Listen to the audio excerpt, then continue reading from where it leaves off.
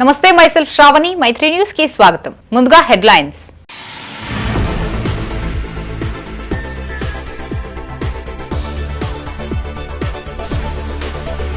Football పేరిట ప్రజాధనం వృధా, సీఎం రేవంత్ పై మండిపడ్డ ఈటెల రాజేందర్.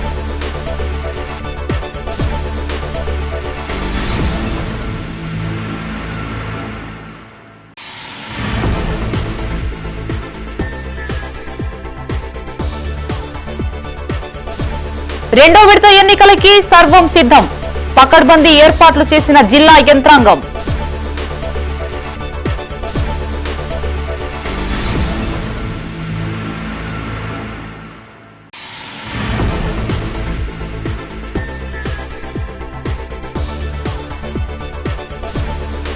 ఎన్నికల దృష్ట్యా పోలీసు సిబ్బంది కొరత, కరీంనగర్లో ఎన్సీసీ క్యాడెట్లతో ట్రాఫిక్ విధులు.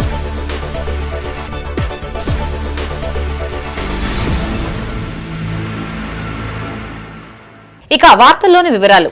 కాంగ్రెస్ బీఆర్ఎస్ సర్పంచులు అసూయపడేలా గ్రామాలని అభివృద్ధి చేస్తామని కేంద్ర మంత్రి బండి సంజయ్ అన్నారు. గ్రామ పంచాయతీ తొలిదశ ఎన్నికల్లో గెలిచిన బీజేపీ బలపరిచిన సర్పంచ్, ఉప సర్పంచ్లతో ఆయన ఆత్మీయ సమావేశం నిర్వహించారు. ఎన్నికైన సర్పంచులు, ఉప సర్పంచులని బండి సంజయ్ ఘనంగా సాల్వాలతో సన్మానించారు. బీజేపీ రాష్ట్రంలో అధికారంలో లేనప్పటికీ కాంగ్రెస్ బీఆర్ఎస్ అభ్యర్థులకు గట్టి పోటీనిచ్చి గెలిచిన బీజేపీ సర్పంచులను సంజయ్ హీరోలుగా అభివర్ణించారు.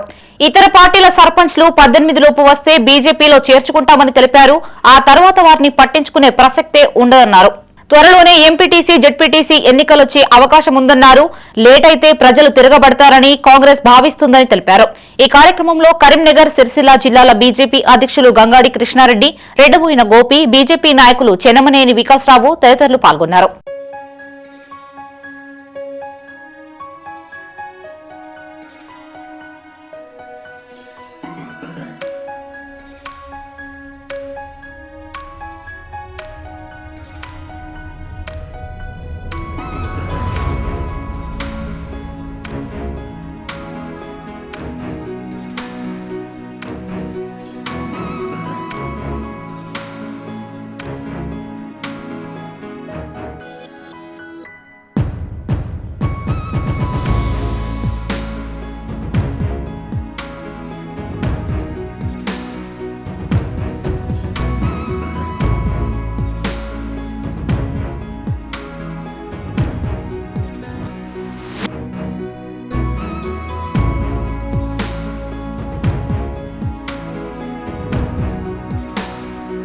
ప్రజా సమస్యలను పక్కన పెట్టి సీఎం రేవంత్ ఫుట్బాల్ ఆడటం ఏంటి అని మాజీ మంత్రి ఎంపీ ఈటెల రాజేందర్ అన్నారు. హుజరాబాద్ అసెంబ్లీ నియోజకవర్గంలోని కమలాపూర్ మండల కేంద్రంలోని తన నివాసంలో ఆయన మీడియాతో మాట్లాడారు. సీఎం రేవంత్ రెడ్డి ఈవెంట్ మేనేజర్లా వ్యవహరిస్తున్నాడని ఆరోపించారు.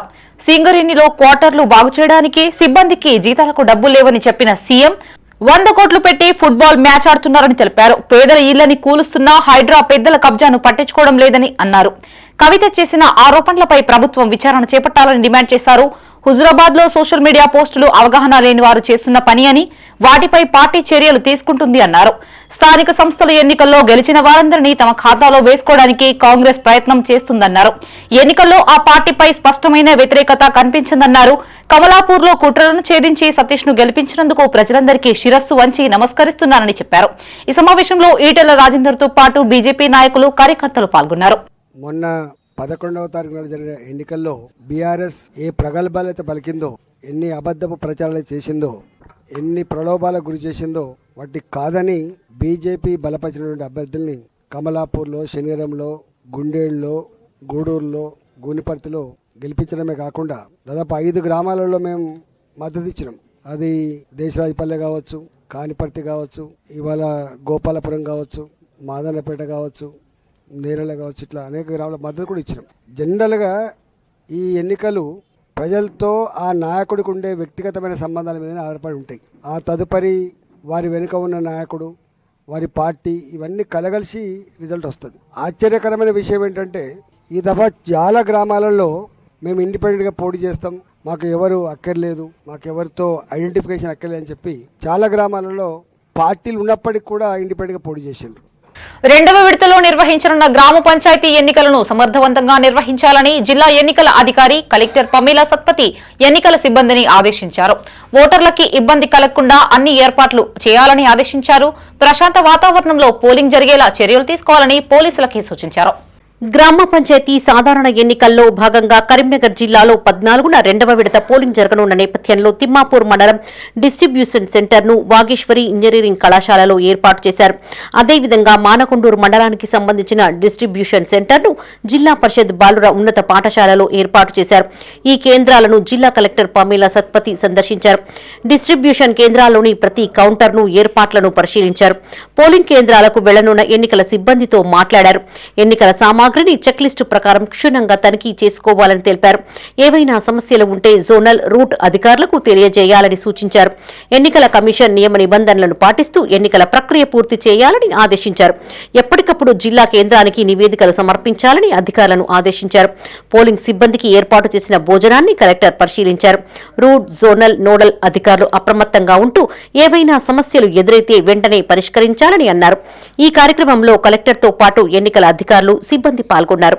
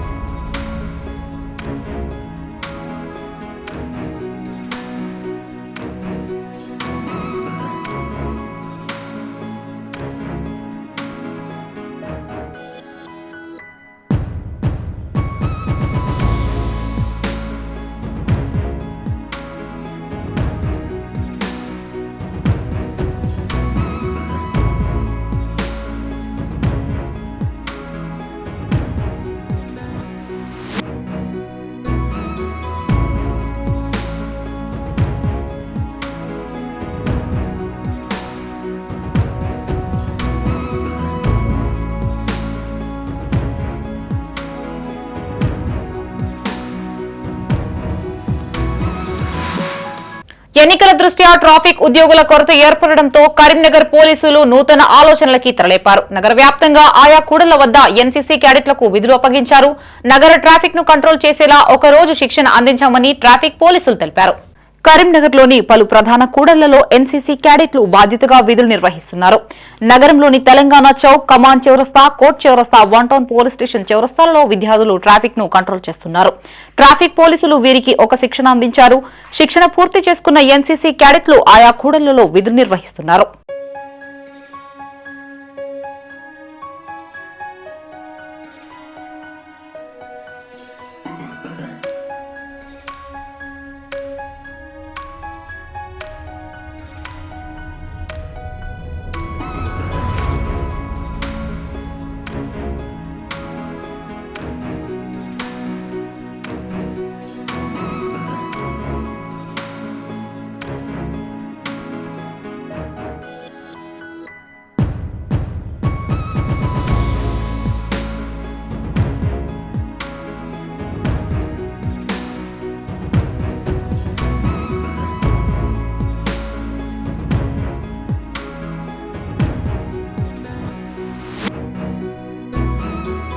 ఎన్నికల దృష్ట్యా ట్రాఫిక్ పోలీసుల కొరత ఏర్పడిందని, ఇందుకు ప్రత్యామ్నాయంగా ఎన్సీసీ క్యాడెట్లకు విధులు అప్పగించామని ట్రాఫిక్ సీఐ కరీముల్లా ఖాన్ అన్నారు.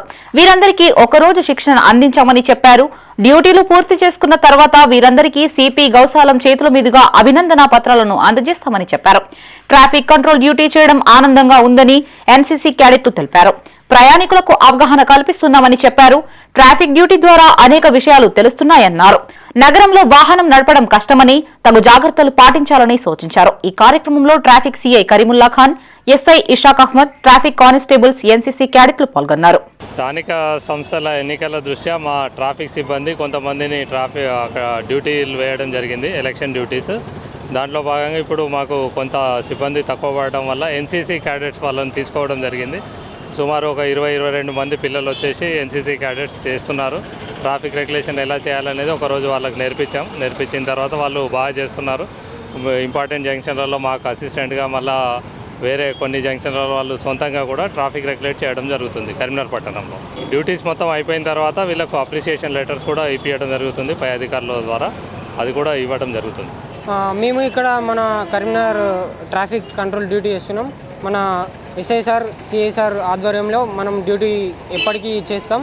ఈ అవేర్నెస్ ద్వారా మనకి తెలిసింది ఏంటంటే మన చుట్టుపక్కల జరిగే ఏమేమి ఫాల్ట్స్ ఉన్నాయో ఈ ట్రాఫిక్ డ్యూటీ ద్వారా మనం తెలుసుకోవచ్చు. లైక్ ఫోన్ మాట్లాడుకుంటూ డ్రైవ్ చేయడం కానీ, సీట్ బెల్ట్ లేకుండా డ్రైవ్ చేయడం కానీ, నెంబర్ ప్లేట్ లేకుండా డ్రైవ్ చేయడం కానీ ఇవన్నీ నిషేధం.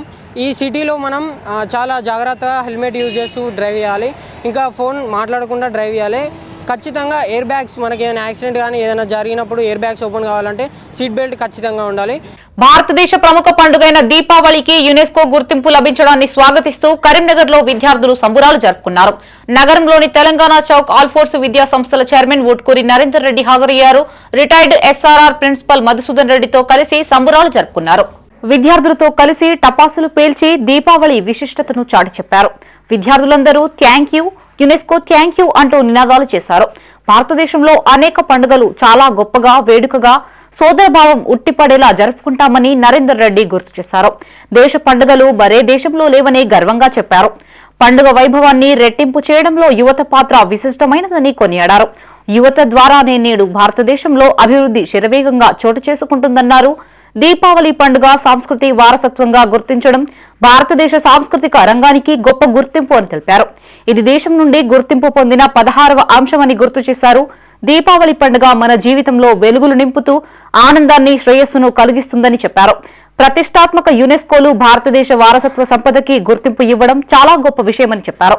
ఈ కార్యక్రమంలో విద్యాసంస్థల ప్రిన్సిపాల్స్, విద్యాసంస్థల సిబ్బంది, విద్యార్థులు పాల్గొన్నారు.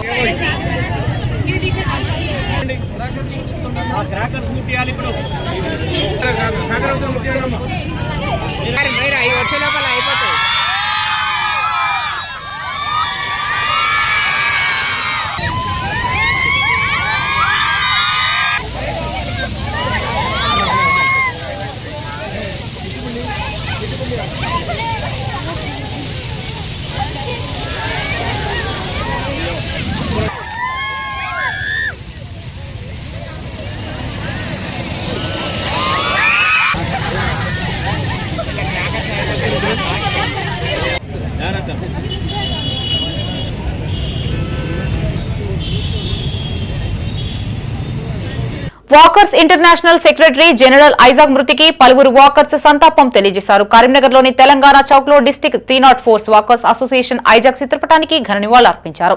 దేశవ్యాప్తంగా ఇంటర్నేషనల్ వాకర్స్ అసోసియేషన్ కు ఆయన చేసిన సేవల్ని స్మరించుకున్నారు. వాకర్స్ బృందాలన్నీ కలిసి కరీంనగర్ లో పలు సేవా కార్యక్రమాలు చేపడుతున్నాయని గుర్తు చేశారు. ఈ కార్యక్రమంలో district 304 walkers governor Annamaneni Sudhakar Rao, elect governor Gudipati Ramana Reddy, cabinet secretary Gottimukkula Ravinder, chief coordinator Burra Jagadeeshwar Goud, deputy governor Gadapa Kotesh, legal adviser Raghunandan Raju, lake walkers, friendly walkers, Saptagiri walkers, Maner walkers, Jyotirao Phule ground walkers, Ambedkar stadium walkers, arts college walkers, Srirama walkers, Padmanagar Balaji walkers, Shivasai walkers సంఘాల అధ్యక్షులు, కార్యదర్శులు, ఇంటర్నేషనల్ ప్రతినిధులు, వాకర్స్ తదితరులు పాల్గొన్నారు. దగ్గరుండే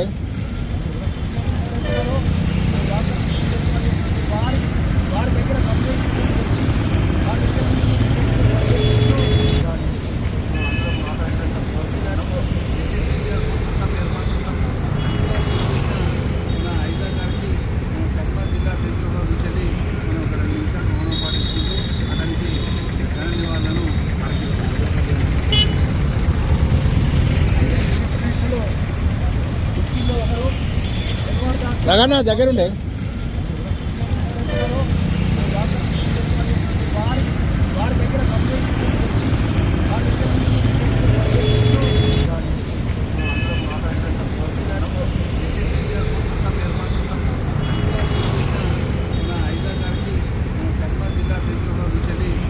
మానకొండూరు నియోజకవర్గంలో 2వ విడతలో జరుగుతున్న ఎన్నికలకు అధికారులు సర్వం సిద్దం చేశారు. గన్నేరువరం మండల కేంద్రంలోని ప్రభుత్వ పాఠశాలలో ఆయా గ్రామాలకి చెందిన ఎన్నికల సామాగ్రిని సిబ్బందికి అధికారులు అందజేశారు.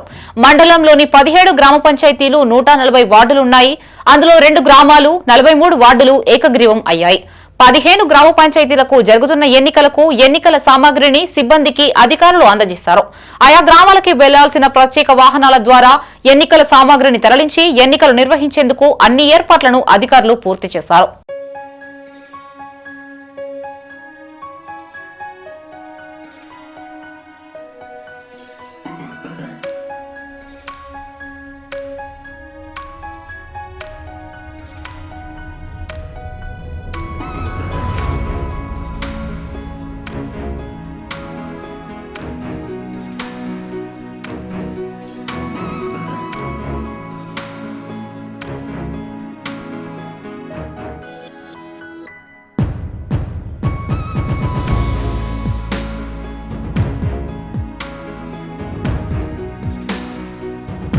కరీంనగర్ జిల్లా హుజురాబాద్ పట్టణంలోని అయ్యప్ప స్వామి భక్తుల ఆధ్వర్యంలో శోభాయాత్ర నిర్వహించారు.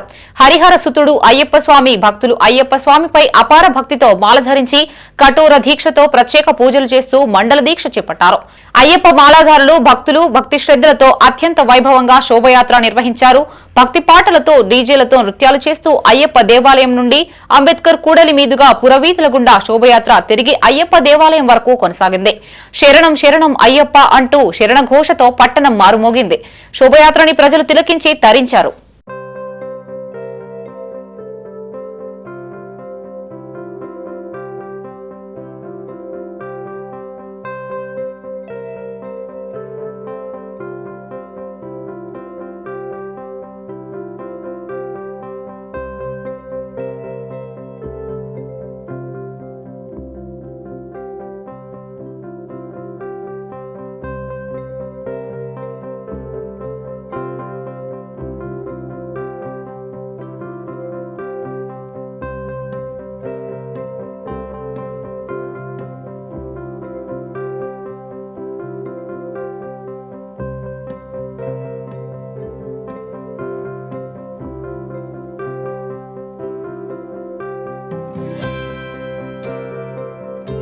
హైదరాబాద్ లోని దుండిగల్లో గల ఎయిర్ ఫోర్స్ అకాడమీలో కంబైన్డ్ గ్రాడ్యుయేషన్ పరేడ్ ఘనంగా నిర్వహించారు.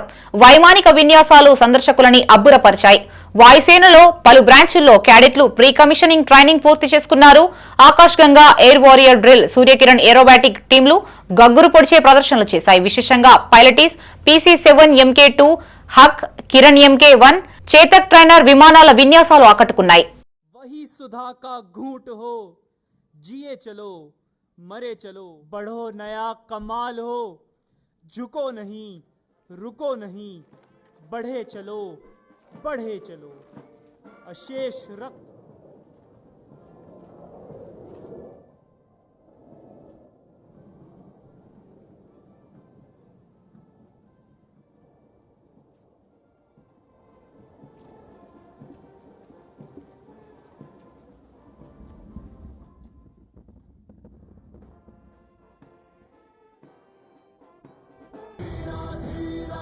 సమాజ్వాదీ పార్టీ అధ్యక్షుడు ఎంపీ అఖిలేష్ యాదవ్ హైదరాబాద్ లో పర్యటించారు. నగరంలోని నందినగర్లోని కేటీఆర్ నివాసంలో కేటీఆర్ హరీష్ రావులని మర్యాదపూర్వకంగా కలిశారు.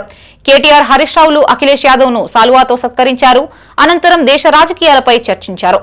ఈ కార్యక్రమంలో ఎంపీ అఖిలేష్ యాదవ్ తో పాటు మాజీ మంత్రులు కేటీఆర్, హరీష్ రావు, తలసాని శ్రీనివాస్ యాదవ్, బీఆర్ఎస్ నాయకులు, కార్యకర్తలు పాల్గొన్నారు.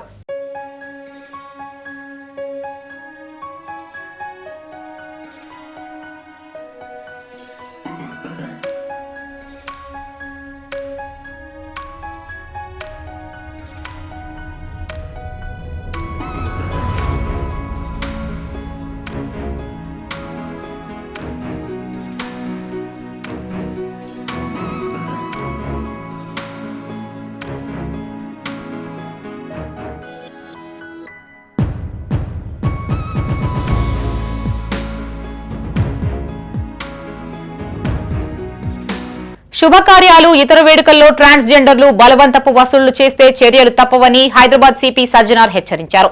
హైదరాబాద్ లోని ఓ ప్రైవేటు కార్యక్రమానికి హాజరైన ఆయన ట్రాన్స్జెండర్లను ఉద్దేశించి ప్రసంగించారు. కొందరు ట్రాన్స్జెండర్లు గొడవలకి దిగుతుంటారని ఇది తగదని చెప్పారు. వీరికి ప్రభుత్వం ప్రత్యేక రుణాలు అందిస్తూ జీవనోపాధి కల్పిస్తుందని, వాటిని సద్వినియోగం చేసుకోవాలని సూచించారు. ప్రేమతో ఇస్తే తీసుకోవాలే తప్ప బలవంతం చేయకూడదు అని చెప్పారు.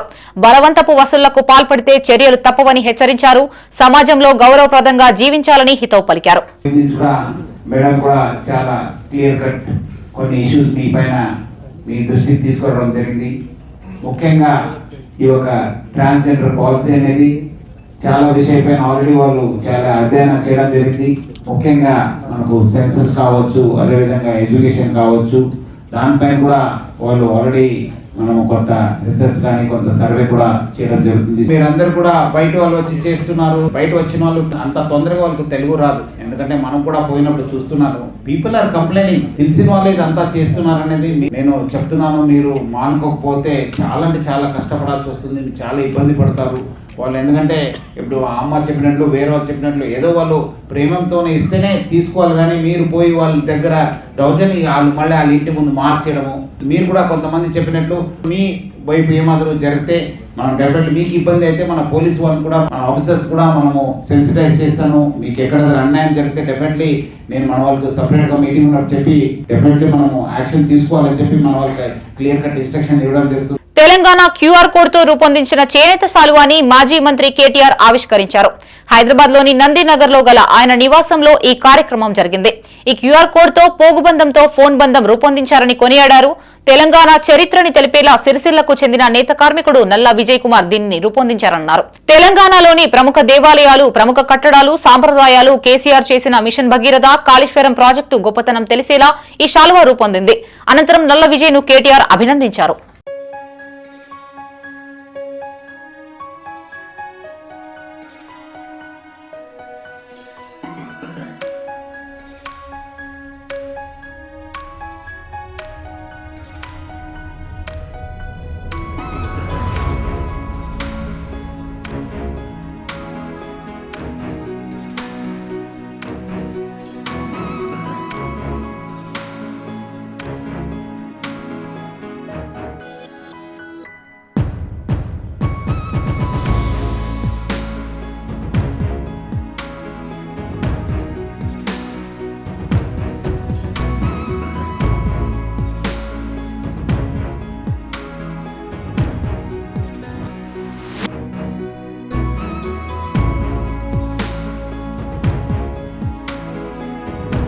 ప్రముఖ ఫుట్బాల్ క్రీడా దిగ్గజం లియోనెల్ మెస్సీ భారతదేశంలో పర్యటిస్తున్నారు. 13వ తేదీన కల్కట్టా, హైదరాబాద్ లో పలు కార్యక్రమాలకు హాజరు కానున్నారు. 14వ తేదీన ముంబై, 15వ తేదీన న్యూఢిల్లీలో పర్యటించనున్నారు. మెస్సీ బృందం కోల్కతాలో 5 ఫ్లోర్ హోటల్లో బస చేస్తుంది. లేక్ టౌన్ లో తన 70 అడుగుల విగ్రహాన్ని మెస్సీ వర్చువల్ గా ఆవిష్కరించారు. భద్రతా కారణాల రీత్యా మెస్సీ అక్కడికి వెళ్లట్లేదు. మెస్సీ ఆ తర్వాత సాల్ట్ స్టేడియంలో జరిగే కార్యక్రమంలో పాల్గొన్నారు. ఉదయం 10 గంటలకు ఆరంభమయ్యే ఈవెంట్లో మెస్సీ టీమిండియా మాజీ కెప్టెన్ గంగూలీ, బాలీవుడ్ స్టార్ షారుఖ్ ఖాన్, పశ్చిమ బెంగాల్ ముఖ్యమంత్రి మమతా బెనర్జీలను కలిశారు. శనివారం కోల్కతా పర్యటన ముగించుకుని హైదరాబాద్ బయలుదేరారు.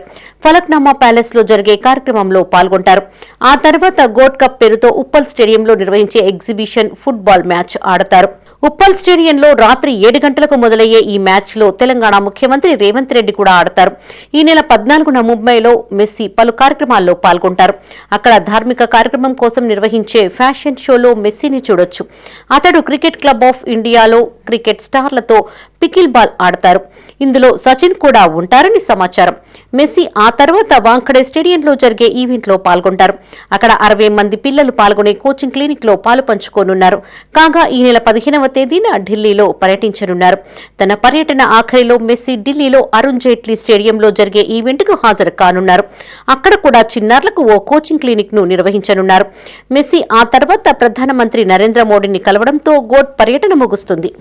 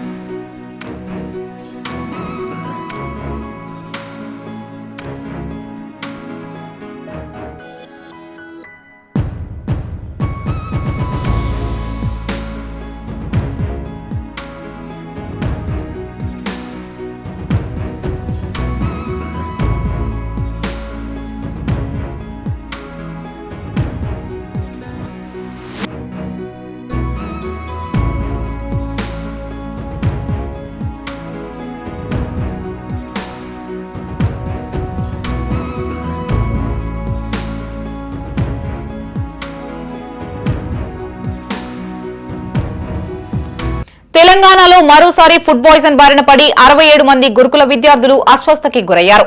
హైదరాబాద్ పరిధిలోని హైటెక్ సిటీ సమీపంలో ఉన్న చంద్రునాయక్ తండాలోని ప్రభుత్వ పాఠశాలలో 44 మంది విద్యార్థులకు, బాగ్లింగన్పల్లి మైనార్టీ గురుకుల పాఠశాలలో 23 మంది విద్యార్థులకు ఫుడ్ పాయిజన్ అయింది. కింగ్ కోటి ఆసుపత్రిలో పలువురు, నీలోఫర్ ఆసుపత్రిలో చికిత్స పొందుతున్నారు. చంద్రునాయక్ తండాలోని పాఠశాలలో అస్వస్థతకి గురైన 44 మంది విద్యార్థులను చికిత్స నిమిత్తం కొండాపూర్ ప్రభుత్వ ఆసుపత్రికి తరలించారు. వీరిలో 5గురి పరిస్థితి ఆందోళనకరంగా ఉన్నట్లు వైద్యులు తెలిపారు.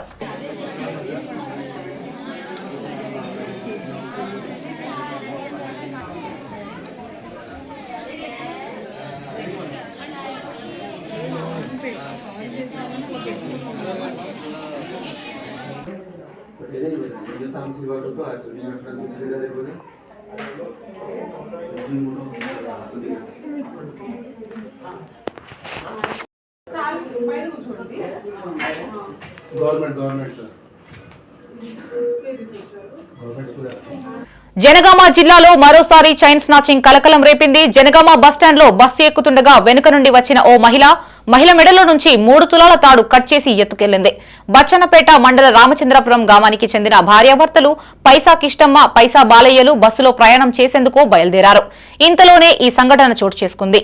ఆరోగ్యరీత్యా హాస్పిటల్ కు వచ్చి తిరిగి ఊరు బస్సు ఎక్కుతుండగా చోరీకి గురయ్యారు. పోలీసులు కేసు నమోదు చేసి దర్యాప్తు చేస్తున్నారు.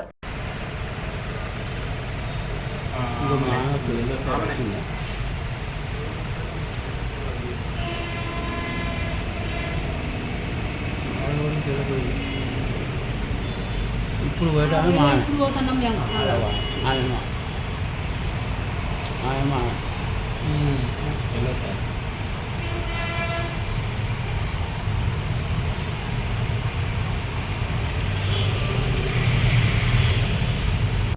బులెటిన్ ముగించే ముందు హెడ్లైన్స్ మరోసారి.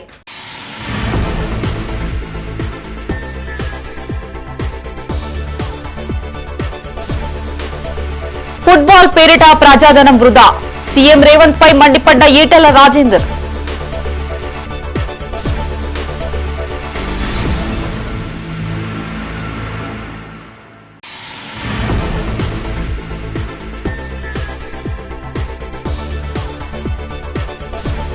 రెండో విడత ఎన్నికలకి సర్వం సిద్ధం, పకడ్బందీ ఏర్పాట్లు చేసిన జిల్లా యంత్రాంగం.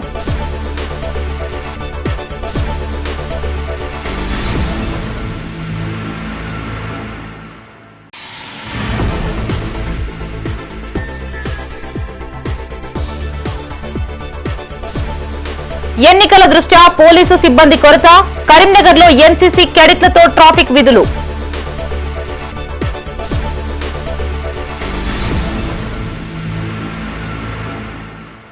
ఇవి బులెటిన్ విశేషాలు. మరిన్ని తాజా వార్తలతో మరో బులెటిన్ తో మళ్లీ కలుసుకుందాం.